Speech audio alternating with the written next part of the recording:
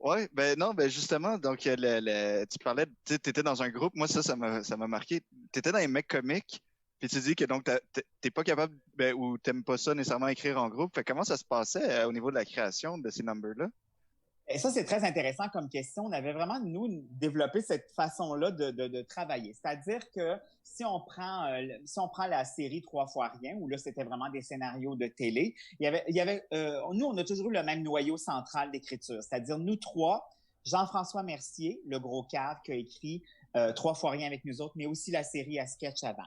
Tout ce qu'on faisait, nous autres, et c'était François Havard qui était le script éditeur. Alors, on se faisait des réunions, on brainstormait sur les thèmes qu'on voulait aborder, sur les angles qu'on voulait donner à notre scénario. Et après ça, chacun repartait de son côté avec un scénario à livrer, avec ses idées. On se faisait une première réunion, on lisait une première version, on se faisait des commentaires entre nous, on repartait en écriture. Mais ça se pouvait aussi que rendu peut-être après la deuxième version ou la troisième version, si j'étais bloqué, je pouvais donner mon scénario à quelqu'un d'autre, puis c'est quelqu'un d'autre qui le finissait. Nous autres, on était tellement habitués de travailler ensemble que notre écriture avait ses différences, mais en même temps une uniformité bien proche. Ce qui fait qu'on savait, honnêtement, là, quand le scénario était terminé, on savait plus trop qui c'est qui avait écrit le début, c'est quelqu'un qui l'avait tout écrit au complet. Puis pour nous autres, c'était pas important ça. L'important, c'était d'avoir le meilleur scénario possible. Nous, on avait une règle importante. Quand tu rentrais dans la salle de réunion, tu laissais ton ego à l'extérieur. Parce que l'ego, je pense que c'est un des pires ennemis à l'écriture, parce qu'on est en train de juger déjà quelque chose qu'on est en train d'écrire, on est en train de juger ce que l'autre nous donne. Pour nous, ça n'avait pas d'importance. Que ce soit Louis qui a eu deux meilleures idées ou moi qui en ai eu une, on s'en foutait totalement. L'important, c'est qu'on arrive au meilleur scénario possible. Puis cette méthode-là, moi, je l'ai gardée. C'est quelque chose que j'essaye d'enseigner aussi aux étudiants et à ceux avec qui je travaille en disant, c'est pas grave qui c'est qui l'a eu, la bonne idée, on s'en fout. On l'a-tu eu? Oui, tout le monde travaille sur le même projet. Tout le monde a à cœur d'arriver au même but, tu sais. Fait que c'est pas grave. Prenons, mettons, vous, par exemple, si Sacha, tu as un numéro que tu es en train de roder, puis que finalement, Léonard te donne une blague, puis qu'elle est super bonne, on s'en fout. Tu sais, oui, tu lui dis merci, puis tu es content, mais on s'en fout si elle va bien dans ton numéro, c'est pas grave qui c'est qui l'a pondu au bout du compte. C'est l'important pour moi, c'est qu'on arrive toujours à un produit bien intéressant. Fait qu'on travaillait chacun de notre côté, mais quand même toujours en lien puis en symbiose. Mais c'est ça, on était tellement habitués de travailler ensemble qu'on n'arrivait plus à distinguer. Puis sur chaque scénario, il y avait le nom de tout le monde. C'était pas Alex, puis un autre Louis, puis un autre Jean-François. Tout le monde avait son nom sur les scénarios parce qu'on considérait que tout le monde avait mis la main à la pâte.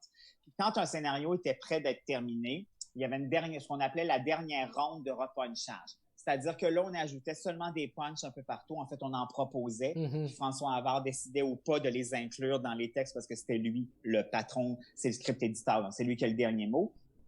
Fait que c'était à la fois très communautaire, mais aussi en solitaire parce que chacun repartait de son côté pour travailler sur les scénarios. Ouais. Puis est-ce que ça se passait comme ça aussi au niveau de vos styles? Parce que vous aviez quand même trois styles différents individuellement. Fait que, tu sais, Louis était vraiment plus dans le stand-up Oui, classique. exact. Toi, t'étais peut-être plus dans les personnages. Puis justement, Tout à Fait fait. que ça se passait comment? En fait, c'était ça la beauté de la chose, c'est que bizarrement, on était très différents, mais c'est ça qui ajoutait de l'eau au moulin. C'est-à-dire que des fois, prenons la scène par exemple, si Louis avait été tout seul, il aurait fait que du stand-up. Si moi j'avais été tout seul de mon côté, j'aurais fait quasiment juste des personnages. Tandis que là, on arrivait à aller... Il faut avoir cette ouverture-là aussi. Puis quand on décide de faire partie d'un groupe, il faut que tu aies cette ouverture-là, sinon tu es malheureux au bout. Fait qu'il faut avoir cette ouverture-là, puis on l'avait, nous autres, d'aller essayer de mélanger les styles, puis d'arriver à un produit plus éclaté, mais en même temps très solidaire. Puis nous, on était très démocratique dans le groupe. C'est-à-dire que si, mettons, on avait, n'importe quoi, on avait une proposition d'aller faire n'importe quoi, un numéro à Juste pour rire. Si, mettons, deux personnes disaient oui, puis qu'il y en avait une qui disait non, le non se ralliait au oui. Puis après, quand on avait pris une décision, tout le monde fonçait dans le projet. Tu n'aurais pu jamais, de l'extérieur, tu ne peux pas savoir qui avait dit non. Okay. Quand on embarquait dans quelque chose, on devenait une espèce d'unité c'est bien bizarre. On a souvent, nous, on comparait ça vraiment à un couple. Bon, on couchait pas ensemble, mais pour le reste, on était comme un couple. Probablement, on passait énormément de temps ensemble parce qu'on travaillait très fort. Mais deux, il y avait cette relation-là entre nous, très équitable. Puis on se disait, on était très francs les uns envers les autres. Fait que ça faisait une unité vraiment comme si on était un couple. Puis quand ça s'est terminé après 10 ans, on l'a vraiment chacun de notre côté vécu comme une séparation de groupe, mais de couple entre guillemets aussi, parce que nous, on a commencé notre carrière à 3, on n'avait jamais vécu une carrière en solo. Fait qu'on savait pas ce que c'était. Fait qu'après ce 10 ans-là, de se retrouver tout seul, c'était à la fois hyper grisant parce que là s'ouvrait quelque chose qui nous appartenait à nous seulement, mais en même temps, un deuil incroyable à faire parce que là, tout à coup, tu n'as plus tes deux partenaires, tu n'as plus tes deux référents. Oui, ils sont encore là, ils n'ont pas disparu, puis si tu les appelles, ils vont te donner leur avis, mais ils sont plus là au jour le jour. On ne travaille pas sur les mêmes affaires en même temps. Fait que ça, on a été chacun à notre façon déphasés pendant un bout de temps. Puis ce que ça demande aussi, justement, c'est de dire comme, OK, là, j'ai partagé mon écriture avec ces deux gars-là. Et là, je me retrouve tout seul. Qu'est-ce que j'ai envie d'écrire?